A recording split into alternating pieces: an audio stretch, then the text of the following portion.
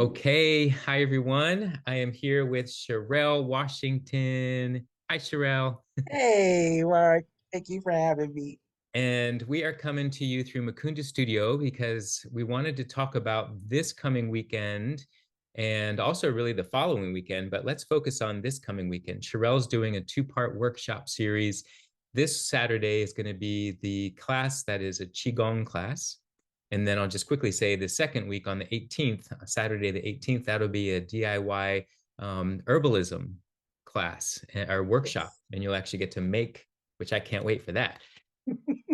So, Shereel, you have been with us since the start of the well-being fairs at Mukunda Studio, and that was December of 2022. Wow. I know. And Shereel, you've been a part of a couple more of them. I know you volunteered at one of them. So I've really enjoyed getting to know you through the studio and through your practice, your offerings. They're always very popular. One of my personal favorites is the fire train cider, and then the spring cider, which was really cool. So yeah, it's just been really, really nice getting to know you, um, to feel your heart and soul that's in what you offer and what you teach. And I thought that would be good for you to share some of your heart and soul about Qigong. And first of all, let's start off with what is Qigong? Why don't you share some about that? Yes, thank you so much, Mark. Simply, Qigong, Qi meaning breath, or in some translations, it means like air. But basically, it's breath, and then Gong is work, right? But this type of breath we're talking about is vital to life and living. So it's also breath translates into energy as well. And so Qigong is about cultivating life energy for healing. Yeah. So the impacts that Qigong has on the body through organs, body systems, to cultivate longevity in living and cultivate healthy movement, and also to cultivate a healthy mind and state, and that to really help to regulate the central nervous system.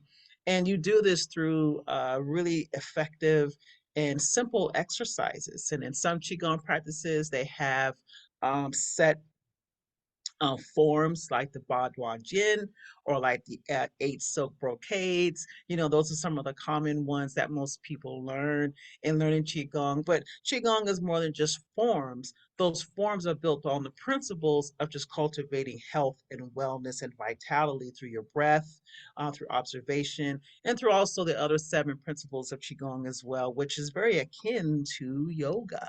So Mm-hmm. there are some historical some historians say that which came first, qigong or yoga. There's some stories that says that the Bodhidharma actually came from India to China to teach the Shaolin monks qigong so that they can meditate longer. Mm. So that's it's interesting how both qigong and yoga are cousins. Oh, I love that. I love that. They're And cousins, and so I'm sorry. Go ahead. oh, go ahead and finish that thought, and then I want to ask you another question. Yeah, so Qigong is definitely, I think, in doing yoga, it's very much a part of even doing the asanas, in that you're practicing your breath, and you're also cultivating your awareness, form, structure, and then just really using those postures to help facilitate a greater awareness, and using that to also help generate more breath, the oxygen and air through the body, and noticing those sensations, and also helping to release types of attention. I know today I led a class for seniors, and it was really wonderful to see how even our Asian population really drops into Qigong. So it's for all ages and all generations. And it certainly has been an incredible assistance to me in my body. So I'm really grateful. Well, let's go from there. Tell me about your relationship and your training, your connection to Qigong. How did it begin? What was your entry point? I know you have a background in dance, like I do.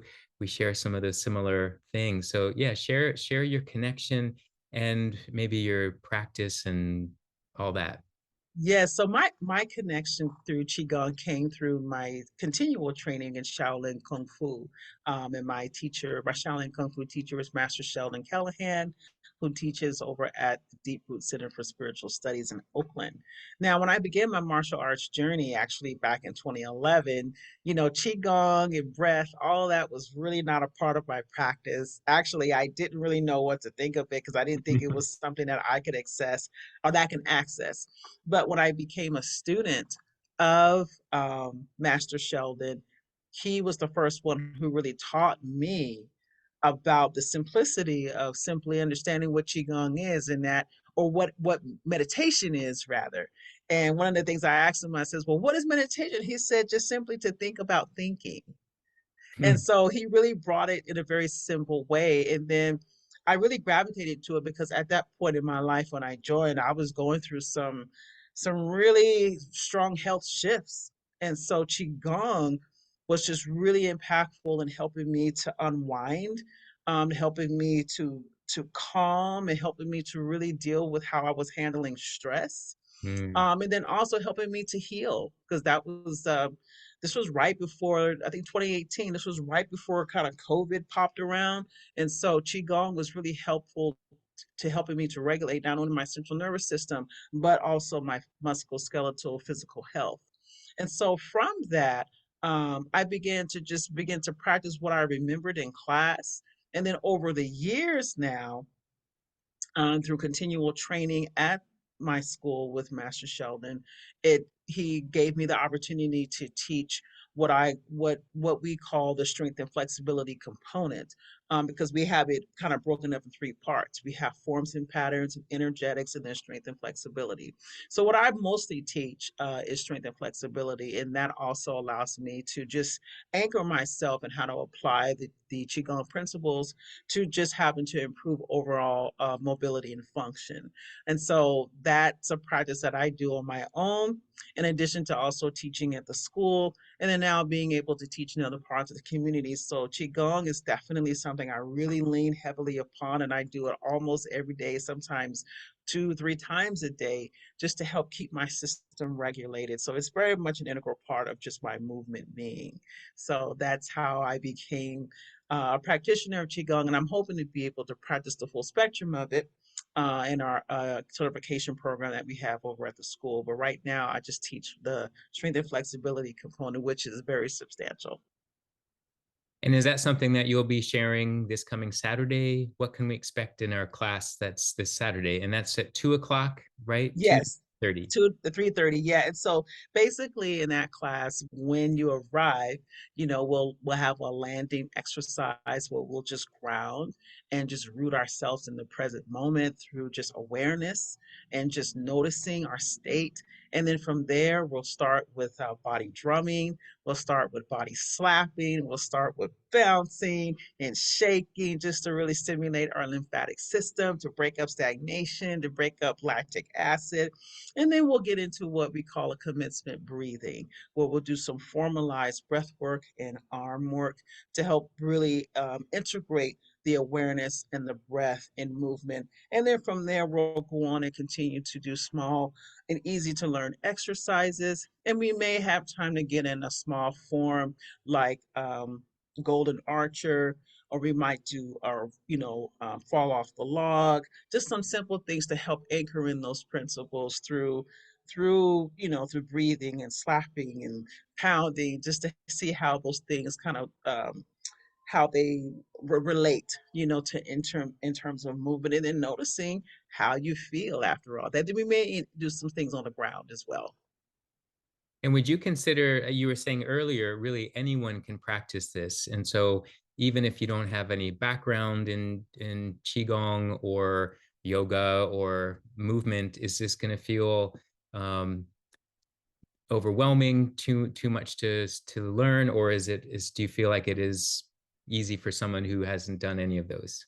It's easy, and I really have been Wow. fortunate to see people from with no movement background to see how well they sit in it because it's so accessible. You don't have to wear any type of special clothes, just regular workout clothes, come comfortable.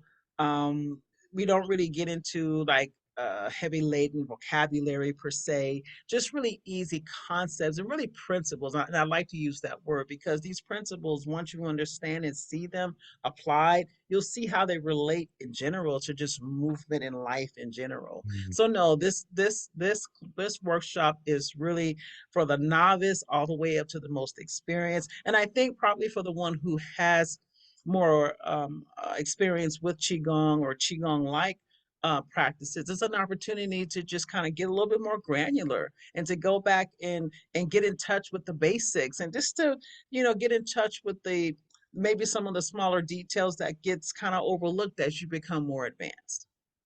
I like that. So the whole Yeah, spectrum. yeah, the whole spectrum. Well, Yeah. thank you for taking time to help our viewers get an idea of what to expect. And it's nice to be able to have you share more of what you offer because we've mostly known you as the herbalism woman. Yeah, I So to know. now get to know you as a Qigong woman, Yeah. um, I'm really excited. And then, of course, also excited for the following Saturday with that workshop. But we'll do another Instagram live to talk about that one. Awesome. I appreciate it. And it's funny, really when we look at things like yoga and herbs and qigong, they really all coalesce because we're Absolutely. we're we're talking about health and wellness and also agency. And I think that's a word I want to just put out there is how these forms and these practices give us agency over our lives, over our health, over our well-being. And in this time right now, it's so important that we exercise agency so that we can continue to navigate through life. And so this is just one more effort to help us maintain that. I appreciate you saying that. Yeah. Yeah, that's really, really important. That certainly has been helpful for me to help keep me grounded and centered because everything right now is pretty polarizing. So Mhm. how do we navigate the waters around being polarized? I like to just try to stay as center as I can. Mm.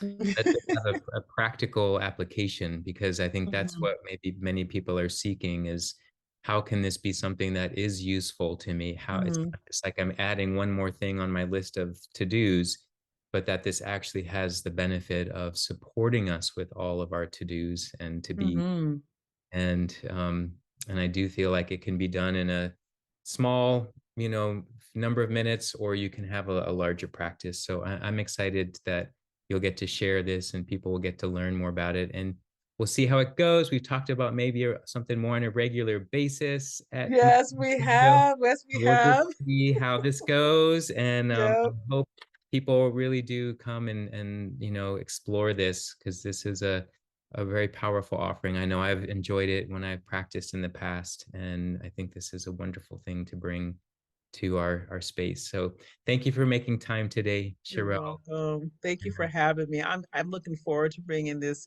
to such a beautiful space, and that's something I've been telling folks is that if you haven't been to Mukunda Studio, you really should come. This is the reason why you need to be there because you're going to get to see and really drop into the practice even more in such a beautiful space. And so, thank you again for this wonderful opportunity.